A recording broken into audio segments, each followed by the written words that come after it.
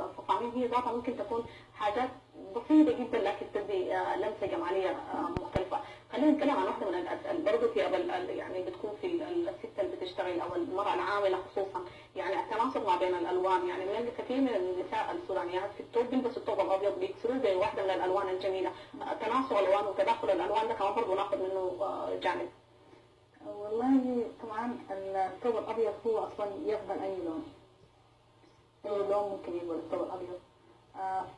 كيف انت بس تنسقي، يعني ممكن يكون مشغول بلون بمبي تنسقيه كده، تنسق في الثوب، في الطرحه، في التيشيرت، في كده، في الالوان ذات. يعني انا بيجيني موظفه دايره شغل بتاع الثوب ما بشتغلها شغل كتير.